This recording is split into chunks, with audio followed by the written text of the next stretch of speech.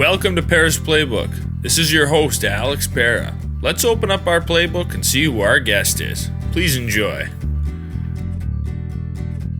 TV shows, done some voice work, and we're gonna kind of dive into his career and a bunch of those things. Greg, I appreciate you hopping on. How you doing? I'm great. Lovely to meet you, Alex. Yeah, you too. I my initial interest in speaking with you had to do with Harry Potter and some of your experiences with that, but you've done a lot of other cool projects that we can dive into. So I'm looking forward to diving into your whole career here. Yeah, for sure. When what let's go back and start with what got you into acting. I mean, was that something that you wanted to do when you were a kid? How did it all come about for you? Yeah, it's a funny one, really. Both of my parents are musicians. They're classical musicians, and they met while studying at the Odessa Conservatoire in the Soviet Union. And I was born into a musical family, so I was raised with a lot of influence from the arts. Um, and I was raised on stage, really. I started singing when, I was maybe 3 years old in front of um, audiences. And yeah, that was that. Acting came a little bit later. It wasn't something that I really even considered, but a strange turn of events happened and I fell into it, which was amazing. So yeah, lucky me, really, which is, it's just like thank God, because some things just come by, and you just take the opportunities, and then it leads you down this path. So So did you play musical instruments growing up? I did, yeah, yeah, yeah. I played the trumpet and I sang. I played the piano. I play musical instruments rarely now. It doesn't happen very often. But that was kind of my introduction. I basically decided to study some acting just because I thought it was going to be the easiest thing to pass. I thought, how hard could it be? I'll just go in, read some lines, and I'll get a grade. And I was 17 years old, and my teacher at the time, Alice Coleman, she took a real shine to me. She lent me some books. She took me to the theater, and she was like, "Do you know what? You've actually got something. You could try this." And her husband was the head of acting at one of the top drama schools in London called Central. And she asked him if I could come in and sit and watch him rehearse with the third years for a term. And it was the year that Andrew Garfield was graduating. So it was like around 2003. And so I came in, I watched them rehearse for a term, and I was like, I want to be an actor. This is, I want to go to drama school.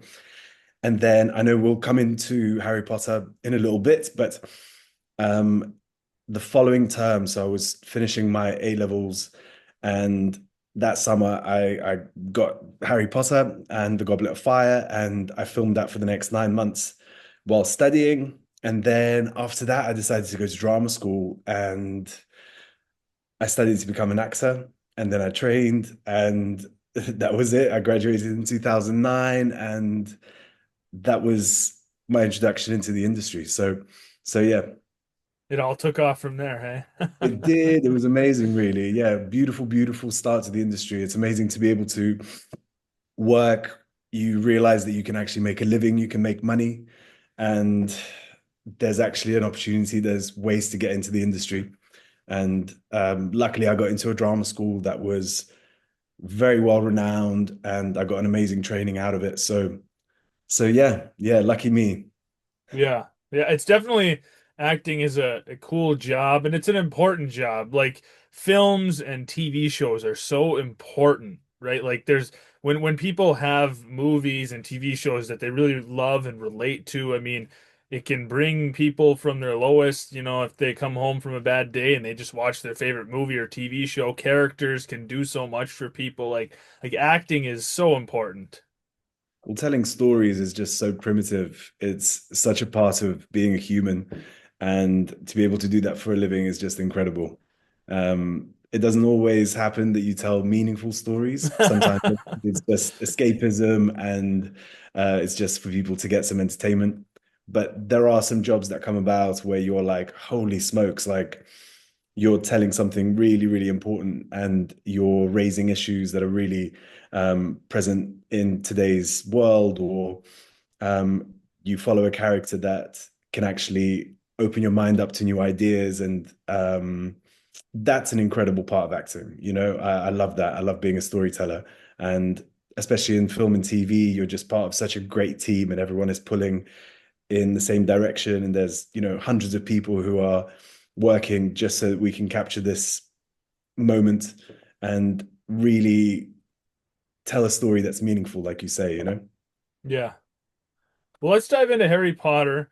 By the For fourth sure. movie, I feel like people, it started to gain the traction. It was a big thing. Everyone knew what Harry Potter was at that point. It started to blow up. I mean, were you a Harry Potter fan before you got on the movie? Did you watch the other movies, read the books at all? Nothing? Not at all. No, I was going in so cold.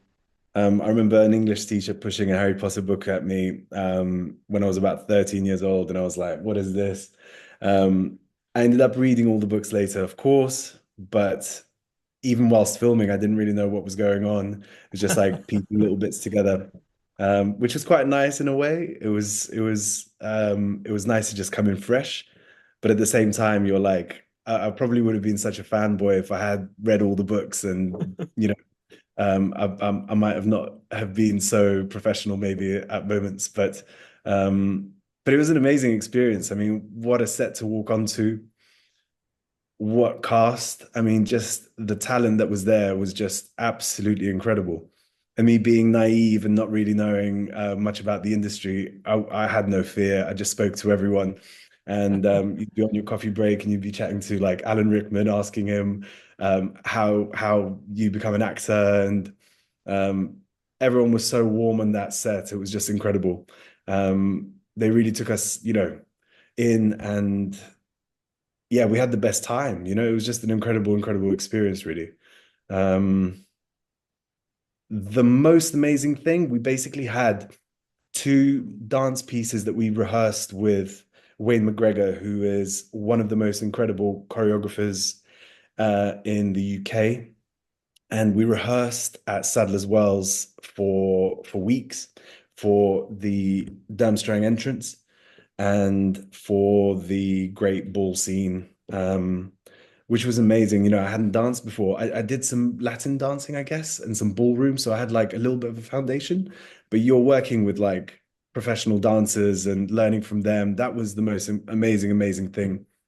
And yeah, we had to do some things that didn't make it into the film, but we sang songs, and yeah, it was amazing. It was really, really incredible. And those are huge scenes, like the amount of people that like at the Great Hall and then at the Yule Ball, like there's so many people involved in those scenes. It had to be quite an undertaking to film those. Like there's Yeah, so much 100%. going I mean, on. yeah, very much so. I mean, it just takes so long. If anyone has ever been on a film set, you realize, how long things take.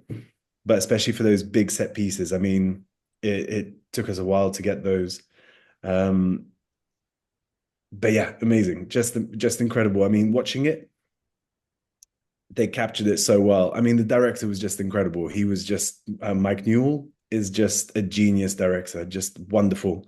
And actually, in terms of the films, I think, yeah, like you said, that was the kind of turning point in the Harry Potter films for me, anyway, where yeah, they really found like a language, and the imagery was amazing, and yeah, they did such a great job with that.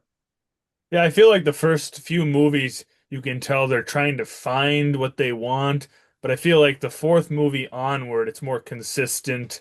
You can tell that the directors and the music and everything about it, the film techniques, everything seems to flow from the fourth movie on.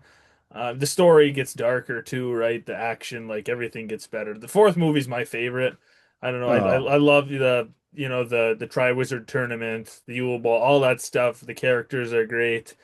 Um, yeah, it's I think it's a well done movie. You're actually the second person that had something to do with the movie I've spoken to. Ian White, who he was the body double for Madame Maxine because he's like 7'4". So oh I wow. spoke with him back in the summer. So different types of experiences. You being one of the Durmstrang students and him having kind of like a stunt double side, but just tremendous films.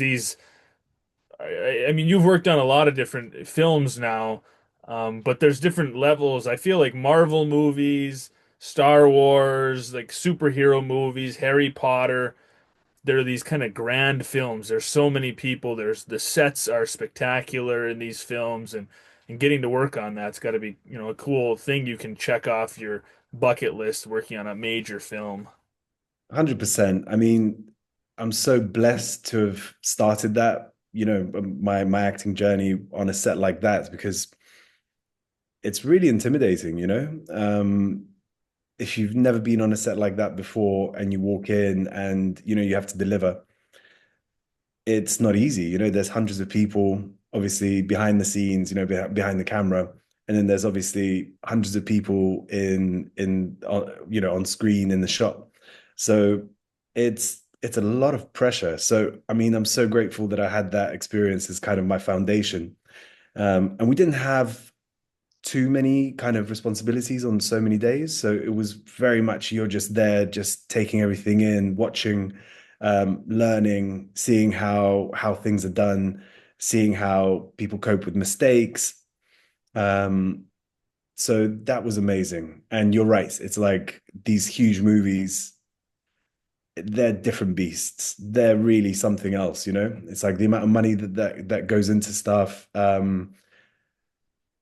The cool thing is obviously it was filmed in like the early noughties, so um, we didn't have technology in the same way that we do now. So I remember, for continuity, for hair, makeup, costume, um, all the staff, all the team would walk around with Polaroids. So they would take pictures and they would have these huge binders of images that they would collect at the beginning of the day, making sure that the continuity stayed the same, that the costume stayed the same.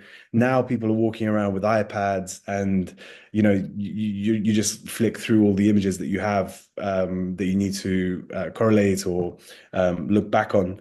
So it's quite cool actually going back into that time and remembering how that was done. Um, so yeah, that was really, really special. And the attention to detail that people had, it's just incredible. I mean, all the costumes were just remarkable. The sets were just, it's like you're walking into museum pieces. Obviously a lot of these sets had been established. So everything, the food, the team that worked on that film was just incredible. Like everyone, from the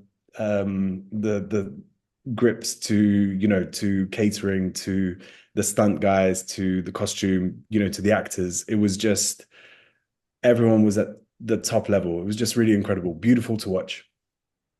Those films have a lot of like after you guys film, like special effects goes in there and adds a bunch of stuff. So when you're filming some of these different scenes, like the intro, when you guys come in at the Durmstrang, you guys have like the staffs and there's fire going off and all that. Was that pretty neat to see the finished product when they add in some of those special effects that like weren't there when you guys were filming it, some of the extra stuff that they added with computers? Oh, 100%. Um, Yeah, very much so. And at that time as well, it's like CGI was going through, this boom, and some of these things that you're seeing, uh, you hadn't seen in the cinema so much, like even the dragons, like you say, the little bits with fire or um yeah, just bits of magic. It was really beautiful. I mean, it turned out so well. I haven't watched it for a really long time, so I wonder how it holds up now. But definitely when it came out, I was blown away by it. I mean, it was just incredible. And you're working with green screens, and people are holding up tennis balls on, at the end of long sticks, and you're following that with your eye line and reacting to nothing. And for everything to come together and for, the CGI team to create what they created was just incredible, beautiful. I just watched it the other day. I think it still holds up Wow. pretty well. Like the Oh, that's the amazing. effects. I think it's yeah, I think they're great and I think like you said it was a kind of a turning point for CGI and I mean it's incredible what they can do with CGI now. Like I'm a huge Game of Thrones fan, and I think some of the stuff they did in that show is just absolutely amazing. But I think Harry Potter, for what they had at that time, the technology we've talked about, it definitely is incredible for sure. For Um, sure.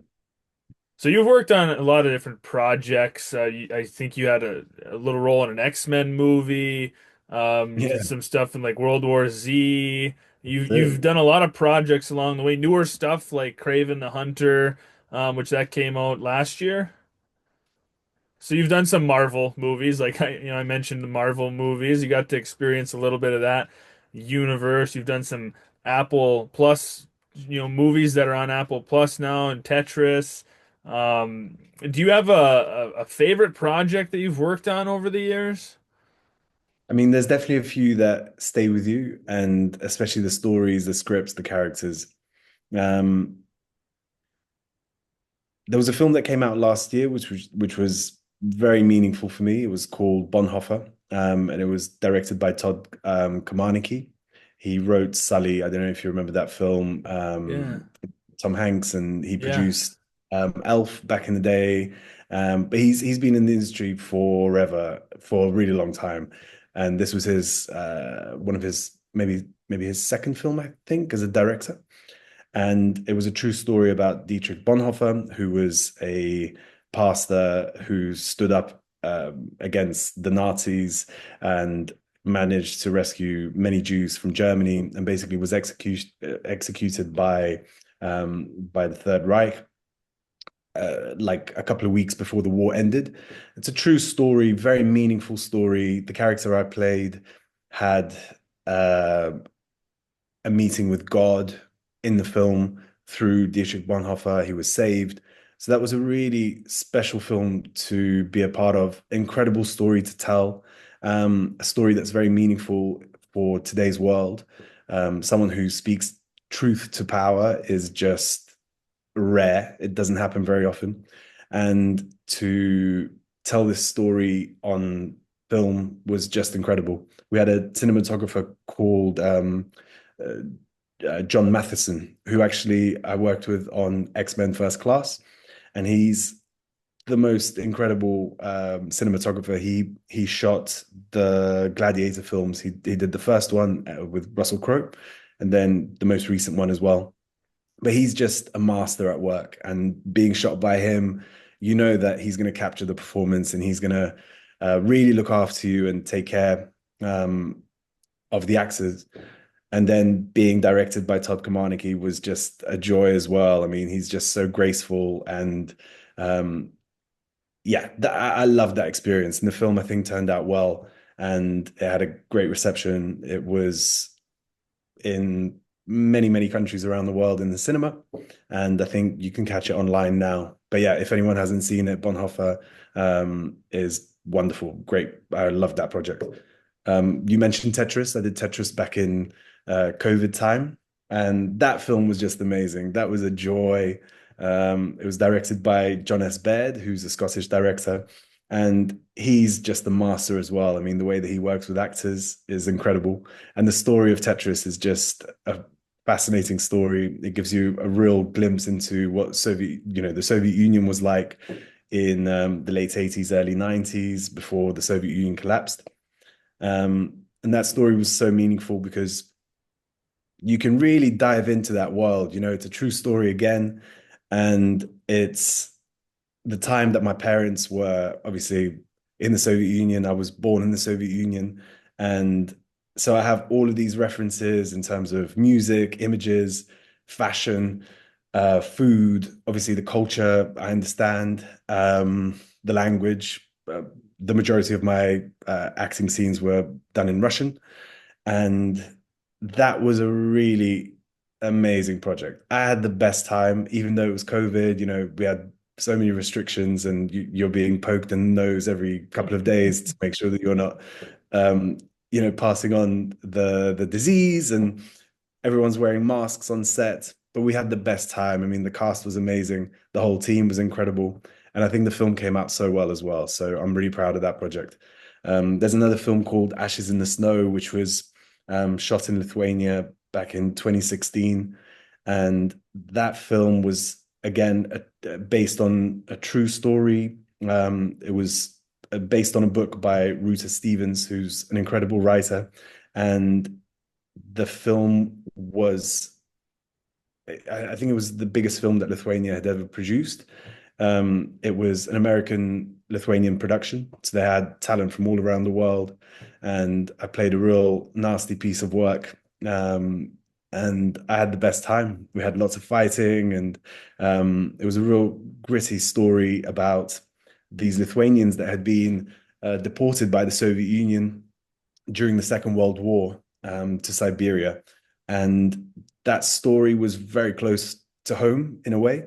My so I was born in Crimea. I was born in Yalta in Ukraine, and the Crimean Peninsula has a very unique story and an interesting story. In the 40s, all like the majority of the Crimean Tatars were deported by Stalin to Siberia when Crimea was liberated from the Nazis. And my father is a Crimean Tatar, so he was actually born in Siberia, and they moved to Ukraine in the 70s when there was a little bit more freedom of movement. Um, but so that story was really close to home. You know, these people really, the Lithuanian people really, really struggled and really suffered under the occupation of the Soviet Union. And a lot of people don't know that part of history. So it was a joy to actually tell that story and bring that reality to light. Um, and again, yeah, like the people who were working on it were just wonderful. I mean, when you're surrounded by talented actors and talented filmmakers, it just makes your life just so much easier. And everyone looks after everyone. And the final film came out really well, I think. So yeah, I'm really proud of that too. Yeah, that sounds like some great films. I've seen clips and like the trailer for Bonhoeffer, and I really want to see it someday. I hope it. I know in the modern age of streaming services, things move around a lot. So it's on one streaming service for 2 months, and then it'll switch to. So I hope that some of these will come on one of the streaming services that I have because I'd really like to see it. The stories look great. But yeah, some cool pictures. You had a movie more recently that you were in that came out on Prime with Jason Statham, a working man. How was that? He's a big Oh, action that was star. jokes, man. That was so fun.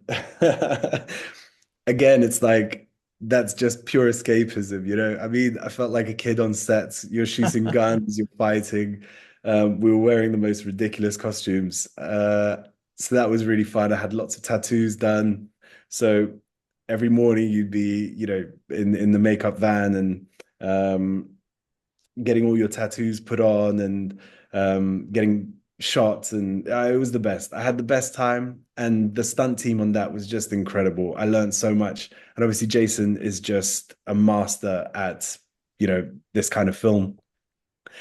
So working with him, learning from him, seeing what intensity he brings and what professionalism he brings, was a eye-opening, really. I've never seen anyone like that being so like particular, um, looking out for things that shouldn't really be on his mind, but he's such a perfectionist and he wants to get it perfect and he wants to get it right.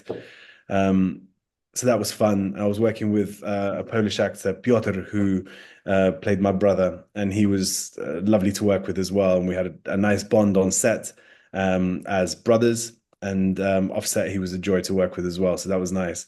But like I said, you have some films that tell true stories and meaningful stories. This was just ridiculous fun, and all the bad guys are gonna get it. So it was a fun watch as well. I think it came out really well. The director of that, he is, yeah, he was wonderful as well, man. Like just such attention to detail, like in rehearsals, before we started shooting, he would just bring out a couple of little questions in everyone's minds, and then that kind of sustained you through the entire production. So that was amazing. And yeah, like what fun. I mean, that was in the cinema around the world as well. That did really well. I think it came out the same weekend as Snow White. and it beat it in the box office, which was like just ridiculous. I mean, how does that happen? It wasn't a big film. It wasn't like, hundreds of millions of dollars. So for it to have such a response and such a reaction from the audience was just amazing. They did a great job with that. Yeah, I'm gonna have to check that out on Yeah, Prime. for I sure. like a good action movie once in a while. Like you said, the bad guys are gonna get it, but they're fun to watch and just, and you need some kind of fun movie, 100%. And it was written by Sylvester Stallone. So, I mean, it really took you back to like the 90s, like late 80s action films. It really had that feel. Yeah. So it was lovely to be part of that. And it's like if you're shooting AKs, I mean, your day is really fun. It's just Right. you feel like a kid again, so that was really nice. Yeah, great team, great actors. Yeah, it's a joy to be part of those productions. It's like you hear horror stories from actors where, there's so many egos and people are not pulling in the same direction and there's drama on set and you're like, holy smokes, like I don't want to be part of that. So it's just lovely when everyone's just pulling in the same direction and everyone's trying to get the best picture that they can get. Yeah, for sure, definitely. So, other than, all the acting we've talked about, you've also done some voice work, video games, some ADR loop, group work. You did some voicing for one of the newer Battlefield games that just came out. Yeah, that's right. Yeah, yeah, yeah. That was fun as well, man. Basically, it's amazing for any actor that listens to this. If you're not doing voiceover whilst, pursuing film and TV and theater, it's just like, man, get on it and try and get that work because it pays really well. So you can actually make a living, you can make money. And you can actually play characters that you'd never play when you're acting on film. Um, you can transform with your voice. You can play older characters, younger characters, and you're in the studio, you're by yourself, behind the mic by yourself. You have a lot of control. Obviously, you're working with producers, directors.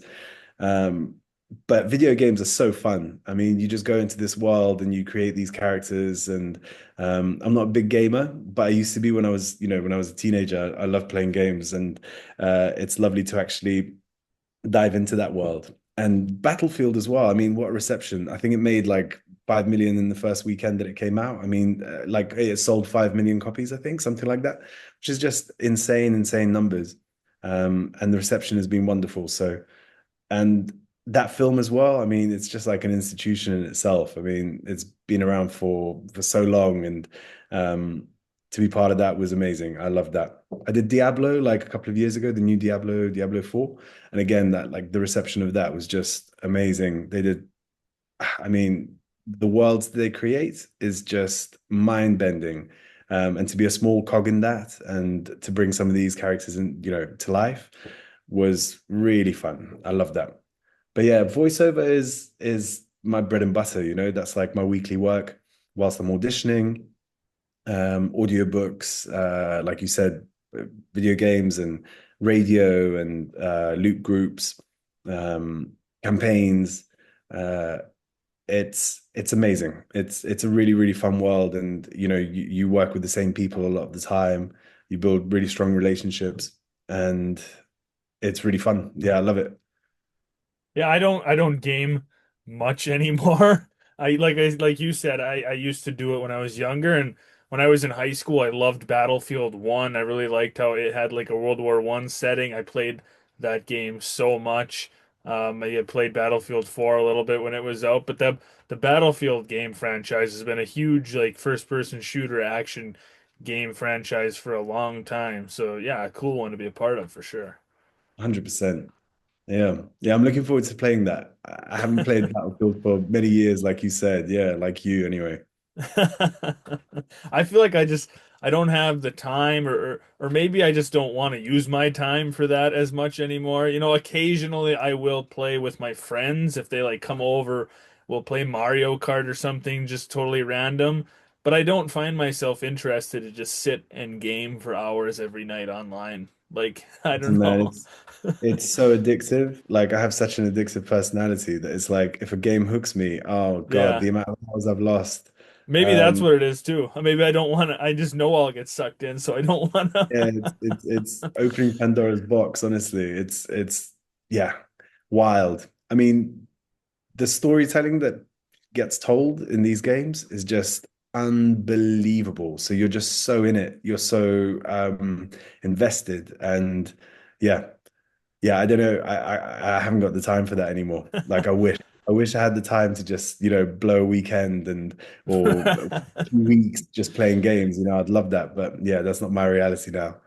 Yeah, Yeah, playing a campaign in a game is almost like binging a TV show, right? Like you get sucked in, 100%. like you said, you like want to get to the next, you want to just keep going and you just can't stop. That's it. That's it. So why don't we wrap up on what are you working on right now? Do you have anything in the works? Yeah. I've got a couple of projects coming out. There's a film that's coming out called Out There, which is a debut film by a friend of mine, Simon Brenninkis, and that's going to be a really, really fun film to go and see. Hopefully, it'll be out next year. I don't think it'll be out this year, but potentially, maybe. I reckon 2027 is more likely. And it's just a really funny story set in Wales in the 90s. And it's just very nostalgic. And they've got an amazing, amazing cast, wonderful actors. And it's actually my first time playing a non-Eastern European role on film. So that's really fun. I'm really looking forward to that. There's another TV show called The Terminal List, um, which is coming out maybe this year, maybe next year. It's on Amazon as well, so maybe you can catch it if you have Amazon.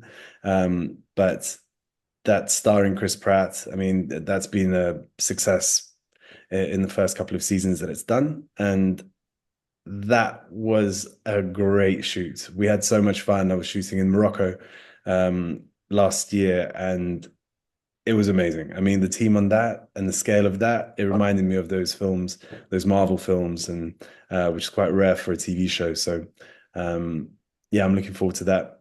I've just been working on a TV show called Fightland as a dialect coach and working with some actors who need to speak in Russian and have a Russian accent. So I've been working on that, and that's probably going to come out this year, I guess. That's produced by 50 Cent, and I think it's coming out on Stars. Um, and then there's another TV show called The Capture, which is on BBC, which I was dialect coaching as well. I was working with one actor, Killian Scott, on some Ukrainian and Russian dialogue that he had in the show. So I'm looking forward to that. That's a really fun show as well, and they've got a great cast, and the storytelling in that is amazing as well. So yeah, I'm looking forward to seeing that. What else? I think that's it. And then let's see what happens next. Act to life. You're auditioning, you're reading scripts, and you just don't know what your year is going to look like in the end. So hopefully, there's going to be some exciting projects coming up in 2026. Yeah. Yeah. Well, it sounds like you've got some cool stuff that's going to be coming out soon. Like you said, you never know what's going to happen, right? Doors just open up all the time randomly. You never know when projects are going to fall into your lap, and you never know how successful they're going to be, right? Like people think they've got the perfect movie and it'll tank, and then other movies that aren't supposed to be successful take off. 100%. Yeah, the audience decides. It's like you think sometimes you're like, oh, this is so good. This is amazing when you're on set or you're in rehearsals or whatever. And then it comes out and it doesn't get the reception that you want. It's funny. Yeah, you just have to stay humble as an actor. You just take the opportunities that you get presented and stay humble, keep learning, and just hope that something takes off. And yeah, yeah, it's one of those things. Yeah. Well, Greg, I appreciate you coming on the podcast, sharing your experiences. A lot of great movies for people to check out if they haven't checked them out. I know I got a few I've got to try to check out. So yeah, I really appreciate you coming on and sharing some of your experiences. Best of luck with everything in the future. I appreciate it, man. It was lovely meeting you, Alex. And yeah, I look forward to staying in touch. Thanks for listening. Please stay tuned for more episodes soon.